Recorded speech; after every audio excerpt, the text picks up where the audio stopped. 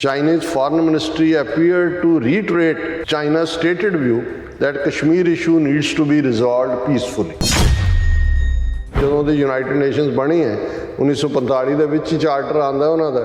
ਉਸ ਤੋਂ ਬਾਅਦ ਜੇ ਕੋਈ ਇਸ਼ੂ ਅੱਜ ਤੱਕ ਮੋਸਟ ਪੈਂਡਿੰਗ ਇਸ਼ੂ ਜਾਂ ਡਿਲੇਡ ਇਸ਼ੂ ਹੈ ਤਾਂ ਜੰਮੂ ਕਸ਼ਮੀਰ ਦਾ ਹੈ। ਜਦੋਂ ਮਸਲੇ ਦਾ ਹੱਲ UN ਦਾ ਹੀ ਆਪਣਾ ਰੈਜ਼ੋਲੂਸ਼ਨ ਹੈ ਕਿ ਦੋਨੋਂ ਪਾਸੇ ਆਪਣੀਆਂ ਫੌਜਾਂ ਹਟਾਉਣ, ਇੰਡੀਆ ਪਾਕਿਸਤਾਨ, ਜੰਮੂ ਕਸ਼ਮੀਰ ਦੇ ਲੋਕਾਂ ਨੂੰ ਪੁੱਛਿਆ ਜਾਏ ਕਿ ਉਹ ਕੀ ਚਾਹੁੰਦੇ ਨੇ। ਜਿਹੜਾ ਇੰਡੀਆ ਦਾ ਡਿਫੈਂਸ ਮਿਨਿਸਟਰ ਹੈ ਉਸ ਆਕੂਪਾਈਡ ਟੈਰੀਟਰੀ ਦੇ ਉੱਤੇ ਖਲੋ ਕੇ ਲਦਾਖ ਦੇ ਵਿੱਚ ਕਹਿੰਦਾ ਹੈ ਵੀ ਅਸੀਂ ਤਾਂ ਗਿਲਗਿਤ ਬਾਲਸਤਾਨ ਲੈਣਾ, ਪਾਕਿਸਤਾਨ ਆਪ ਹੀ ਉਹਨੂੰ ਖਾਲੀ ਕਰ ਦੇ। ਮਿਲੀਅਨ ਫੌਜ ਰੱਖ ਕੇ ਜਾਂ ਇਹ ਕਹਿ ਕੇ ਜੀ ਅਸੀਂ ਅਮਨ ਬਹਾਲ ਕਰ ਦਿੱਤਾ, ਜੇ ਉੱਥੇ ਅਜੇ ਤੱਕ ਇਹ ਨਹੀਂ ਸੈਟਲ ਹੋਏ ਇਸ਼ੂ, ਮਤਲਬ ਤਾਂ ਇਸ਼ੂ ਤਾਂ ਕਾਇਮ ਹੈ।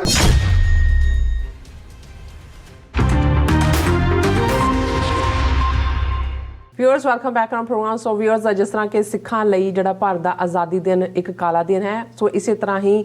ਕਸ਼ਮੀਰੀਆਂ ਲਈ ਜਿਹੜਾ ਅੱਜ ਦਾ ਦਿਨ ਹੈ ਉਹ ਬਲੈਕ ਡੇ ਹੈ। ਸੋ 27 ਅਕਤੂਬਰ 1947 ਨੂੰ ਭਾਰਤੀ ਫੌਜ ਕਸ਼ਮੀਰ ਵਿੱਚ ਦਾਖਲ ਹੋਈ ਸੀ। ਸੋ ਇਸ ਮੌਕੇ ਅੱਜ ਚੀਨ ਨੇ ਕਿਹਾ ਹੈ ਕਿ ਭਾਰਤ ਤੇ ਪਾਕਿਸਤਾਨ ਦੋਵੇਂ ਗੱਲਬਾਤ ਰਾਹੀਂ ਕਸ਼ਮੀਰ ਮਸਲੇ ਨੂੰ ਹੱਲ ਕਰਨ। ਸੋ ਇਸ ਬਾਰੇ ਆਪਾਂ ਗੱਲਬਾਤ ਕਰਨ ਜਾ ਰਹੇ ਹਾਂ। ਸੋ ਅਸੀਂ ਚਾਹਾਂਗੇ ਕਿ ਤੁਸੀਂ ਇਸੇ ਤਰ੍ਹਾਂ ਬਣੇ ਰਹਿਣਾ। ਦੇਖਣ ਸੁਣ ਲਿਆ ਲਿਖਣ ਲਈ ਤੁਹਾਡਾ ਸਭ ਦਾ ਬਹੁਤ ਬਹੁਤ ਸ਼ੁਕਰੀਆ ਜੀ। ਡਾਕਟਰ ਸਾਹਿਬ ਕੀ ਕਹਿਣਾ ਚਾਹੋਗੇ? ਦੇਖੋ ਅੱਜ ਕਸ਼ਮੀਰ ਬਲੈਕ ਡੇ ਹੈ ਔਰ ਅਸੀਂ ਕਿਉਂਕਿ ਪ੍ਰੋਗਰਾਮ ਮਿਸ ਨਹੀਂ ਸੀ ਕਰਨਾ ਚਾਹੁੰਦੇ, ਨਹੀਂ ਤਾਂ ਅੱਜ ਇੱਥੇ ਟਾਈਮ ਸਕੁਏਅਰ ਦੇ ਵਿੱਚ ਸਾਡੀਆਂ ਕਸ਼ਮੀਰੀ ਜਥੇਬੰਦੀਆਂ ਵੱਲੋਂ ਇਸ ਦਿਨ ਨੂੰ ਯਾਦ ਕਰਦੇ ਆ 74 ਸਾਲ ਪਹਿਲਾਂ ਜਿਵੇਂ ਭਾਰਤੀ ਫੌਜ ਐਂਟਰ ਕੀਤੀ ਕਸ਼ਮੀਰ ਦੇ ਵਿੱਚ ਔਰ ਜੋ ਜ਼ੁਲਮ ਇਹਨਾਂ 74 ਸਾਲਾਂ 'ਚ ਭਾਰਤੀ ਫੌਜ ਨੇ ਕਸ਼ਮੀਰੀਆਂ 'ਤੇ ਕੀਤੇ ਨੇ। ਖਾਸ ਤੌਰ 'ਤੇ 5 ਅਗਸਤ 2019 ਤੋਂ ਬਾਅਦ ਅਸੀਂ ਦੇਖਦੇ ਹਾਂ ਜਦੋਂ ਕਸ਼ਮੀਰ ਦਾ ਆਰਟੀਕਲ 370 ਵੀ ਖ਼ਤਮ ਕੀਤਾ ਗਿਆ, 35A ਵੀ। ਸੋ ਅੱਗੇ ਹਰ ਸਾਲ ਅਸੀਂ ਇਸ ਪ੍ਰੋਟੈਸਟ ਸ਼ਮੂਲੀਅਤ ਕਰਦੇ ਹਾਂ, ਪਰ ਇਸ ਵਾਰ ਟਾਈਮਿੰਗ ਇਹੀ ਹੋਣ ਕਰਕੇ ਸ਼ਾਮ ਦਾ ਟਾਈਮ ਹੀ ਟਾਈਮ ਸਕੁਏਅਰ 'ਤੇ ਔਰ ਇਸੇ ਤਰ੍ਹਾਂ ਵਾਸ਼ਿੰਗਟਨ 'ਚ ਵੀ ਪ੍ਰੋਟੈਸਟ ਹੈ। ਔਰ ਅੱਜ ਹੀ Dayal Singh research and cultural forum Lahore ਤੋਂ ਡਾਕਟਰ ਸਾਹਿਬ ਜਿਹੜੇ ਉਹ ਸਾਰੇ ਨੂੰ ਡਾਕਟਰ ਅਬਦੁਲ ਰਜ਼ਾਕ ਸ਼ਾਹਿਦ ਉਹਨਾਂ ਦੀ ਕਾਲ ਸੀ, ਉਹਨਾਂ ਦੇ ਨਾਲ ਵੀ ਬੜੀ ਪਿਆਰੀ ਗੁਫ਼ਤਗੂ ਜਿਹੜੀ ਹੈ 20-25 ਮਿੰਟ ਹੋਈ। ਔਰ ਉਹ ਡਾਇਰੈਕਟਰ ਨੇ Dayal Singh research and cultural forum ਦੇ ਔਰ ਪੰਜਾਬ ਯੂਨੀਵਰਸਿਟੀ ਲਾਹੌਰ ਦੇ ਵਿੱਚ ਜਿਹੜਾ ਪੰਜਾਬੀ ਦੀ ਮਾਸਟਰਸ ਔਰ MPhil ਹੈ ਉਹ ਵੀ ਪੜ੍ਹਾਉਂਦੇ ਨੇ। ਪਹਿਲਾਂ ਮੁਲਤਾਨ ਦੇ ਵਿੱਚ ਇਹ ਐਜ਼ ਏ ਪ੍ਰਿੰਸੀਪਲ ਉੱਥੇ ਰਹੇ। ਸੋ ਉਹਨਾਂ ਨੇ ਦੱਸਿਆ ਕਿ ਅੱਜ ਦਾ ਦਿਨ 27 ਅਕਤੂਬਰ ਦਾ ਉਹਨਾਂ ਨੇ ਜਿਹੜੀ ਹੈ ਵਿਸ਼ਵ ਵਿਆਪੀ ਮਨੁੱਖੀ ਅਧਿਕਾਰਾਂ ਦੀ ਉਲੰਘਣਾ ਇਸ ਦੇ ਥੱਲੇ ਦਰਸ਼ਕ ਦੇਖ ਸਕਦੇ ਨੇ। ਉਹ ਅੱਜ ਡਿਸਕਸ਼ਨ ਉਹਨਾਂ ਦੀ ਹੋ ਰਹੀ ਹੋਏਗੀ ਜਾਂ ਥੋੜ੍ਹੀ ਦੇਰ ਬਾਅਦ ਹੋਏਗੀ, ਜਿਸ ਦੇ ਵਿੱਚ ਜਿਹੜੇ ਨੇ ਸ਼੍ਰੀ ਕਿਊਮ ਨਿਜ਼ਾਮ, ਡਾਕਟਰ ਮਕਸੂਦ ਜਾਫਰੀ, ਡਾਕਟਰ ਇਰਫਾਨ ਵਹੀਦ ਉਸਮਾਨੀ, ਅਕਰਮ ਸੁਹੇਲ ਔਰ ਇਸੇ ਤਰ੍ਹਾਂ ਵਰਲਡ ਸਿੱਖ ਪਾਰਲੀਮੈਂਟ ਦੇ UK ਬੇਸਦਾਰ ਜੋਗਾ ਸਿੰਘ, डॉक्टर ख्वाजा जाहिद अजीज़, डॉक्टर अनीश और रशीद हाशमी और एक सिख डॉक्टर कल्याण सिंह कल्याण ने ये पाकिस्तान के पहले सिख PhD ने और ये पंजाबी विभाग दे विच लाहौर दे विच प्रोफैसर ने। सो ये इस दे विच शमूलीयत कर रहे हैं। सो असीं उन्हां नूं कहा भी जदों भी ये सारे प्रोग्राम का सानू मिलेगा असीं उस नूं भी जिहड़ा अपने दर्शकों तक पहुँचावांगे। ਹੁਣ ਇਸ ਘਟਨਾ ਦੇ ਵੇਰਵੇ ਦੀ ਗੱਲ ਦੇ ਲਈ ਤਾਂ ਸ਼ਾਇਦ ਵਕਤ ਨਹੀਂ ਹੋਏਗਾ, ਲੇਕਿਨ ਇਸ ਵੇਲੇ ਜੋ ਕਸ਼ਮੀਰ ਦਾ ਹਾਲ ਹੈ ਖਾਸ ਤੌਰ 'ਤੇ ਅੱਜ ਜਦੋਂ ਇਹ ਦੁਨੀਆ ਭਰ 'ਚ ਕਸ਼ਮੀਰੀ ਜਥੇਬੰਦੀਆਂ ਇਹਨੂੰ ਬਲੈਕ ਡੇ ਦੇ ਤੌਰ 'ਤੇ ਮਨਾ ਰਹੀਆਂ ਨੇ। ਕਸ਼ਮੀਰ ਦੇ ਵਿੱਚ ਵੀ ਕਾਲ ਦਿੱਤੀ ਗਈ ਸੀ ਕਿ ਇਸ ਨੂੰ ਬਲੈਕ ਡੇ ਦੇ ਤੌਰ 'ਤੇ ਮਨਾਇਆ ਜਾਏਗਾ, ਲੇਕਿਨ ਭਾਰਤ ਦੇ ਹਿੰਦੂਤਵੀ ਹਾਕਮਾਂ ਦਾ ਰਵੱਈਆ ਕੀ ਹੈ ਉਸ ਦਾ ਅੰਦਾਜ਼ਾ ਅਸੀਂ ਇਸ ਗੱਲ ਤੋਂ ਲਗਾ ਸਕਦੇ ਹਾਂ ਕਿ ਰਾਜਨਾਥ ਸਿੰਘ ਡਿਫੈਂਸ ਮਿਨਿਸਟਰ ਉੱਥੇ ਕਸ਼ਮੀਰ ਦੇ ਵਿੱਚ ਪਹੁੰਚੇ ਹੋਏ ਨੇ ਔਰ ਬਜਾਏ ਕਿ ਜੋ ਅਨਿਆਂ ਜੋ ਇਨਜਸਟਿਸ ਕਸ਼ਮੀਰੀਆਂ ਦੇ ਨਾਲ ਇਹਨਾਂ 74 ਸਾਲਾਂ ਤੋਂ ਹੋ ਰਿਹਾ ਹੈ ਉਸ ਨੂੰ ਰੋਕਣ ਦੀ ਗੱਲ ਕਰਦੇ, ਤੁਸੀਂ ਇਹਨਾਂ ਦੇ ਵਧੇ ਹੌਸਲੇ ਜਾਂ ਇਹਨਾਂ ਦੀਆਂ ਦਿਲਵਦੀਆਂ ਦੇਖੋ। ਉਹਦੇ 'ਚੋਂ ਇਹ ਕਹਿ ਰਿਹਾ ਹੈ ਕਿ ਅਸੀਂ ਔਰ ਇਹ ਉਹਨੂੰ ਜਿੱਥੇ ਉਹਨਾਂ ਨੇ ਜ਼ੁਲਮਾਂ ਦੀ ਪੂਰੀ ਝੜੀ ਲਾਈ ਹੋਈ ਹੈ ਉਹਨੂੰ ਇਹ ਫੌਜ ਦੇ ਵਿੱਚ ਸ਼ੌਰਿਆ ਦਿਵਸ ਵਜੋਂ ਮਨਾ ਰਹੇ ਨੇ ਕਿ ਬੜੀ ਬਹਾਦਰੀ ਦਾ ਦਿਨ ਹੈ। ਔਰ ਉੱਥੇ ਉਹ ਕਹਿ ਰਿਹਾ ਹੈ We have just started walking north. Our journey will complete only when we implement the resolution passed unanimously in the Indian Parliament on February 22nd, 1994, and accordingly reach our remaining parts such as Gilgit and Baltistan. ਉਹ ਉੱਥੇ ਕਹਿ ਰਿਹਾ ਹੈ ਕਿ ਅਜੇ ਸਾਡੀ journey ਇਹ ਤਾਂ ਅਸੀਂ ਹੁਣ ਐਨੈਕਸ ਕਰ ਲਿਆ ਜੀ ਹੁਣ ਗਿਲਗਿਤ ਬਾਲਿਸਤਾਨ ਜਿਹੜੇ ਪਾਕਿਸਤਾਨ ਦਾ ਹਿੱਸਾ ਨੇ ਔਰ ਜ਼ਾਹਰ ਹੈ ਗਿਲਗਿਤ ਜਿਹੜੀ ਬਾਲਿਸਤਾਨ ਹੈ ਉਹ ਚਾਈਨਾ ਪਾਕਿਸਤਾਨ ਇਕਨੋਮਿਕਲ ਕੋਰੀਡੋਰ ਸ਼ਾਹਰਾਹ ਇਹ ਕਹਿ ਰਿਹਾ ਉੱਥੇ ਖਲੋ ਕੇ ਕਿ ਹੁਣ ਅਸੀਂ ਉਹਨਾਂ ਨੂੰ ਵੀ ਫਤਹ ਕਰਨਾ ਕਿਉਂਕਿ ਸਾਡੀ ਪਾਰਲੀਮੈਂਟ ਨੇ 22 ਫਰਵਰੀ 1994 ਨੂੰ ਇਹ ਮਤਾ ਕੀਤਾ ਹੋਇਆ ਪਾਸ ਕਿ ਅਸੀਂ ਇਹਦਾ ਕਬਜ਼ਾ ਲੈਣਾ ਔਰ ਇਹ ਕਿ Pakistan must vacate parts of Kashmir under it's illegal occupation ਇਹ ਪਾਕਿਸਤਾਨ ਨੂੰ ਥ੍ਰੈਟ ਕਰ ਰਿਹਾ ਕਿ ਵੀ ਅਸੀਂ ਆ ਰਹੇ ਤੁਸੀਂ ਸੰਭਲ ਜਾਓ ਨਹੀਂ ਤਾਂ ਉਸ ਤੋਂ ਪਹਿਲੇ ਇਹ ਜਿਹੜਾ ਤੁਸੀਂ ਗੈਰ ਕਾਨੂੰਨੀ ਤਰੀਕੇ ਦੇ ਨਾਲ ਤੁਸੀਂ ਇਸ ਦੇ ਉੱਤੇ ਕਬਜ਼ਾ ਕੀਤਾ ਹੈ ਗਿਲਗਿਤ ਬਾਲਿਸਤਾਨ ਤੇ ਇਹਨੂੰ ਖਾਲੀ ਕਰੋ ਹੁਣ ਜਿਹੜਾ ਚੋਰ ਹੈ ਉਹ ਕਹਿ ਰਿਹਾ ਹੈ ਦੂਜਿਆਂ ਨੂੰ ਕਿ ਤੁਸੀਂ ਚੋਰ ਹੋ ਹੁਣ ਇਹਦੇ 'ਚ ਤਾਂ ਕੋਈ ਦੋ ਰਾਵਾਂ ਨਹੀਂ ਨੇ ਕਿ ਜਦੋਂ ਭਾਰਤੀ ਫੌਜ ਉੱਥੇ ਦਾਖਲ ਹੁੰਦੀ ਹੈ ਜ਼ਾਹਰ ਹੈ ਉਸ ਤੋਂ ਪਹਿਲਾਂ ਜਿਹੜੇ ਉਸ ਫਰੰਟੀਅਰ ਇਲਾਕੇ ਦੇ ਕਬਾਇਲੀ ਔਰ ਦੂਸਰੇ ਉਹ 4-5 ਦਿਨ ਪਹਿਲਾਂ ਆ ਚੁੱਕੇ ਸੀ ਇਹ ਤਾਂ ਹੁਣ ਹਿਸਟੋਰੀਕਲ ਫੈਕਟ ਨੇ ਲੇਕਿਨ ਜਦੋਂ ਤੁਸੀਂ ਇੱਕ ਕਨਫਲਿਕਟ ਸ਼ੁਰੂ ਹੁੰਦਾ ਹੈ ਉਹਦੀ ਬੈਕਗਰਾਉਂਡ ਕੁਝ ਵੀ ਬਣ ਰਹੀ ਹੋਏ ਉਸ ਕੇਸ ਨੂੰ ਕਿ ਇਹ ਇੱਕਦਮ ਬਾਅਦ ਦੀ ਗੱਲ ਹੈ ਆਜ਼ਾਦੀ ਦੇ 15 ਅਗਸਤ 1947 ਨੂੰ ਮੁਲਕ ਵੰਡ ਹੁੰਦੀ ਹੈ 1/3 ਇੰਡੀਆ 570 ਦੇ ਕਰੀਬ ਦੇਸੀ ਰਾਜੇ ਸੀ ਕਿਨੇ ਕਿੱਧਰ ਜਾਣਾ ਹੈ ਜੰਮੂ ਕਸ਼ਮੀਰ ਦਾ ਹਰੀ ਸਿੰਘ ਉਹ ਗੱਲਬਾਤ ਪਾਕਿਸਤਾਨ ਨਾਲ ਵੀ ਤੋਰੀ ਹੋਈ ਸੀ ਇੱਧਰ ਵੀ ਸੀ ਰਹਿਣਾ ਉਹ ਆਜ਼ਾਦ ਚਾਹੁੰਦਾ ਸੀ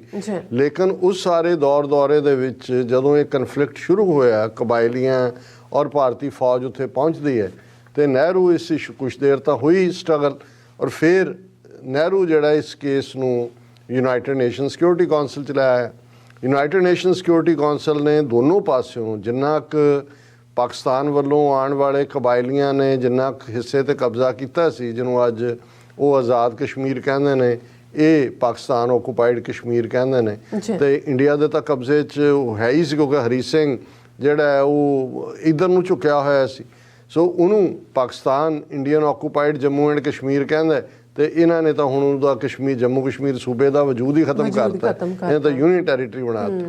ਹੁਣ ਜਿਹੜਾ ਇਸ ਦੇ ਉੱਤੇ ਰੈਜ਼ੋਲੂਸ਼ਨ UN ਸਿਕਿਉਰਿਟੀ ਕੌਂਸਲ ਨੇ ਕੀਤਾ ਔਰ ਫਿਰ ਫੋਲੋਇੰਗ ਸਾਲਾਂ ਦੇ ਵਿੱਚ 14 ਦੇ ਕਰੀਬ ਰੈਜ਼ੋਲੂਸ਼ਨ ਨੇ ਕਿ ਭਾਈ ਦੋਨੋਂ ਪਾਸੇ ਸੀਜ਼ਫਾਇਰ ਤਾਂ ਹੋ ਗਿਆ UN ਜਦੋਂ ਗਏ ਔਰ ਅੱਜ ਵੀ ਯੂਨਾਈਟਿਡ ਨੇਸ਼ਨਸ ਦੇ ਅਬਜ਼ਰਵਰ ਨੇ ਜਿਹੜੇ ਦੋਨੋਂ ਪਾਸਿਓਂ ਮੇਕ ਸ਼ੋਰ ਕਰਦੇ ਨੇ ਕਿ ਸੀਜ਼ਫਾਇਰ ਇਸੇ ਲਈ ਜਿਹੜਾ ਚੀਨ ਦੇ ਨਾਲ ਬਾਰਡਰ ਲੱਗਦਾ ਹੈ ਉਹਨੂੰ ਵੀ ਇੰਟਰਨੈਸ਼ਨਲ ਬਾਰਡਰ ਨਹੀਂ ਕਿਹਾ ਜਾਂਦਾ ਉਹਨੂੰ LAC ਕਹਿੰਦੇ ਨੇ ਲਾਈਨ ਆਫ ਐਕਚੁਅਲ ਕੰਟਰੋਲ ਕਿ ਜਿਹੜਾ ਉਹਨਾਂ ਦੇ ਕਬਜ਼ੇ 'ਚ ਹੈ ਜਾਂ ਉੱਧਰ ਹੈ ਜਿਹੜਾ ਇੰਡੀਆ ਔਰ ਪਾਕਿਸਤਾਨ ਦੇ ਵਿੱਚ ਜੰਮੂ ਕਸ਼ਮੀਰ ਦੀ ਹੱਦ ਦਾ ਬਾਰਡਰ ਹੈ ਉਹਨੂੰ LOC ਕਹਿੰਦੇ ਨੇ ਲਾਈਨ ਆਫ ਕੰਟਰੋਲ ਕਿਉਂਕਿ ਇੰਟਰਨੈਸ਼ਨਲ ਬਾਰਡਰ ਨਹੀਂ ਹੈ ਜਿਹੜੀ ਪੰਜਾਬ ਦੀ ਸਰਹੱਦ ਖਿੱਚੀ ਹੋਈ ਹੈ ਇੱਧਰ ਪੰਜਾਬ ਔਰ ਰਾਜਸਥਾਨ ਦੀ ਇਹਦੇ ਨਾਲ ਪਾਕਿਸਤਾਨ ਦੇ ਨਾਲ ਉਹਨੂੰ ਇੰਟਰਨੈਸ਼ਨਲ ਬਾਰਡਰ ਕਹਿੰਦੇ ਨੇ ਕਿਉਂਕਿ ਉਹ ਡਿਸਾਈਡਡ ਹੈ ਉਹਦੇ 'ਚ ਇੱਥੋਂ ਸ਼ੁਰੂ ਹੋ ਜਾਂਦਾ ਹੈ ਵਾਘਾ ਤੋਂ ਹੁਸੈਨੀ ਵਾਲਾ ਔਰ ਫਿਰ ਨਾਲ ਹੁਣ ਜਦੋਂ UN ਦੇ ਥੱਲੇ ਉਹ ਇੱਕ ਅਨਰਿਜ਼ੋਲਵਡ ਇਸ਼ੂ ਹੈ ਔਰ ਮੈਂ ਸਮਝਦਾ ਵੀ ਜਦੋਂ ਦੀ ਯੂਨਾਈਟਿਡ ਨੇਸ਼ਨਸ ਬਣੀ ਹੈ 1945 ਦੇ ਵਿੱਚ ਹੀ ਚਾਰਟਰ ਆਉਂਦਾ ਉਹਨਾਂ ਦਾ ਉਸ ਤੋਂ ਬਾਅਦ ਜੇ ਕੋਈ ਇਸ਼ੂ ਅੱਜ ਤੱਕ ਮੋਸਟ ਪੈਂਡਿੰਗ ਇਸ਼ੂ ਜਾਂ ਡਿਲੇਡ ਇਸ਼ੂ ਹੈ ਤਾਂ ਜੰਮੂ ਕਸ਼ਮੀਰ ਦਾ ਹੁਣ ਚਾਹੀਦਾ ਤਾਂ ਇਹ ਹੈ ਕਿ ਇੰਟਰਨੈਸ਼ਨਲ ਕਮਿਟੀ ਦਬਾਅ ਬਣਾਉਂਦੀ ਅਮਰੀਕਾ ਸਮੇਤ ਜਾਂ ਦੂਜੇ ਕਿ ਭਾਈ ਬਾਕੀ ਥਾਵਾਂ ਤੇ ਜਦੋਂ ਮਸਲੇ ਦਾ ਹੱਲ UN ਦਾ ਹੀ ਆਪਣਾ ਰੈਜ਼ੋਲੂਸ਼ਨ ਹੈ ਕਿ ਦੋਨੋਂ ਪਾਸੇ ਆਪਣੀਆਂ ਫੌਜਾਂ ਹਟਾਉਣ ਇੰਡੀਆ ਪਾਕਿਸਤਾਨ ਜੰਮੂ ਕਸ਼ਮੀਰ ਦੇ ਲੋਕਾਂ ਨੂੰ ਪੁੱਛਿਆ ਜਾਏ ਕਿ ਉਹ ਕੀ ਚਾਹੁੰਦੇ ਨੇ ਲੇਕਿਨ ਇਹ ਤਾਂ ਜਿਹੜਾ ਇੰਡੀਆ ਦਾ ਡਿਫੈਂਸ ਮਿਨਿਸਟਰ ਹੈ ਉਸ ਆਕੂਪਾਈਡ ਟੈਰੀਟਰੀ ਦੇ ਉੱਤੇ ਖਲੋ ਕੇ ਲਦਾਖ ਦੇ ਵਿੱਚ ਕਹਿੰਦਾ ਹੈ ਵੀ ਅਸੀਂ ਤਾਂ ਗਿਲਗਿਤ ਬਾਲਿਸਤਾਨ ਲੈਣਾ ਪਾਕਿਸਤਾਨ ਆਪ ਹੀ ਉਹਨੂੰ ਖਾਲੀ ਕਰ ਦੇ ਔਰ ਅਸੀਂ ਸਮਝਦੇ ਹਾਂ ਵੀ ਇਸ ਮੌਕੇ ਦੇ ਉੱਤੇ ਹਾਲਾਂ ਬਹੁਤ ਕੁਝ ਚੱਲ ਰਿਹਾ ਇਨਸਾਈਡ ਕਸ਼ਮੀਰੀ ਪੰਡਤ ਜਿਨ੍ਹਾਂ ਬਾਰੇ ਕਸ਼ਮੀਰ ਫਾਈਲਸ ਫਿਲਮ ਬਣਾਈ ਪੈਸੇ ਬਣਾਏ ਔਰ ਉੱਥੇ ਬਾਹਰਲਿਆਂ ਨੂੰ ਕਿਹਾ ਜੀ ਆ ਕੇ ਬਸ ਉੱਥੋਂ ਦੌੜ ਰਹੇ ਨੇ ਕਸ਼ਮੀਰੀ ਪੰਡਤ ਆ ਨਾਲ ਦੀ ਨਾਲ ਜਦੋਂ ਮੈਂ ਦੇਖ ਰਿਹਾ ਇਹ ਖਬਰ ਜਦੋਂ ਅੱਜ ਕਾਂਗਰਸ ਕਹਿ ਰਹੀ ਹੈ Congress demands white paper on plight of Kashmiri pandits in the past 8 years of Modi government ਕਿ ਪਿਛਲੇ 8 ਸਾਲ 'ਚ ਕਸ਼ਮੀਰੀਆਂ ਦਾ ਕੀ ਚੱਲ ਰਿਹਾ ਕਸ਼ਮੀਰੀ ਪੰਡਤਾਂ ਦਾ ਇਹਦੇ ਤੇ ਆਪਣਾ ਦਿਓ, ਵਾਈਟ ਪੇਪਰ ਇਸ਼ੂ ਕਰੋ। ਜੀ ਫਿਰ ਖਬਰ ਹੈ 10 ਕਸ਼ਮੀਰੀ ਪੰਡਤ ਫੈਮਲੀਜ਼ ਫਲੀ ਸ਼ੋਪੀਆਂ ਜ਼ਿਲ੍ਹਾ ਜਿਹੜਾ ਹੈ ਕਸ਼ਮੀਰ ਦਾ, ਉਹਦੇ ਚੋਂ ਕਸ਼ਮੀਰੀ ਪੰਡਤ ਹੁਣ ਮਿਲੀਅਨ ਫੌਜ ਰੱਖ ਕੇ ਜਾਂ ਇਹ ਕਹਿ ਕੇ ਜੀ ਅਸੀਂ ਅਮਨ ਬਹਾਲ ਕਰ ਦਿੱਤਾ, ਜੇ ਉੱਥੇ ਅਜੇ ਤੱਕ ਇਹ ਨਹੀਂ ਸੈਟਲ ਹੋਇਆ ਇਸ਼ੂ, ਮਤਲਬ ਤਾਂ ਇਸ਼ੂ ਤਾਂ ਕਾਇਮ ਹੈ। ਸੋ ਹੱਲ ਵੀ ਅਲਟੀਮੇਟਲੀ ਇਹੀ ਹੋਣਾ, ਕਿਤੇ ਵੀ ਤੁਸੀਂ ਲੋਕਾਂ ਦੀ ਵਿਲ ਦੇ ਖਿਲਾਫ ਤਾਂ ਨਹੀਂ ਉਹਨਾਂ ਦੇ ਉੱਤੇ ਤੁਸੀਂ ਕੋਈ ਹੱਲ ਥੋਪ ਸਕਦੇ। ਔਰ ਅੱਜ ਚੰਗੀ ਗੱਲ ਹੈ ਵੀ ਚੀਨ ਨੇ ਇਸ ਮੌਕੇ ਦੇ ਉੱਤੇ ਜਿਹੜੀ ਉਹਨਾਂ ਦੀ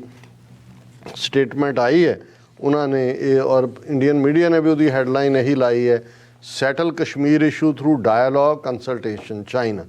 Chinese foreign ministry appeared to reiterate China's stated view that Kashmir issue needs to be resolved peacefully, ਕਿ ਭਾਈ ਇਸ ਨੂੰ ਅਮਨ ਪਸੰਦ ਤਰੀਕੇ ਦੇ ਨਾਲ ਹੱਲ ਕਰੋ। ਔਰ ਇਹ ਚਾਈਨਾ ਦੀ ਫੋਰਨ ਮਿਨਿਸਟਰੀ ਨੇ ਇਹ ਗੱਲ ਕਹੀ ਹੈ। ਚਾਈਨਾ ਔਨ ਥਰਸਡੇ, ਅੱਜ ਥਰਸਡੇ ਹੈ, called on India and Pakistan to settle the Kashmir issue through dialogue and consultation and avoid unilateral moves that could complicate the issue। Diplomatic language ਇਵੇਂ ਹੀ ਹੁੰਦੀ ਹੈ, ਕਿਉਂਕਿ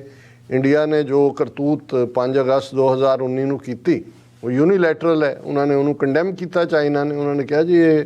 ਡਿਸਪਿਊਟਡ ਟੈਰੀਟੋਰੀ ਹੈ ਔਰ ਇੰਡੀਆ ਔਰ ਪਾਕਿਸਤਾਨ ਇਹੀ ਦੋ ਰਫੀਕ ਸੀ, ਦੋ ਪਾਰਟੀ ਸੀ ਇਸ ਕਿ ਨੈਗੋਸ਼ੀਏਸ਼ਨ ਦੇ ਨਾਲ ਹੱਲ ਕੀਤਾ ਜਾਏ। ਔਰ ਅਸੀਂ ਸਮਝਦੇ ਹਾਂ ਕਿ ਖਾਲਿਸਤਾਨੀ ਐਕਟਿਵਿਸਟ ਹੋਣ ਦੇ ਨਾਤੇ ਅਸੀਂ ਸਿੰਸ 1991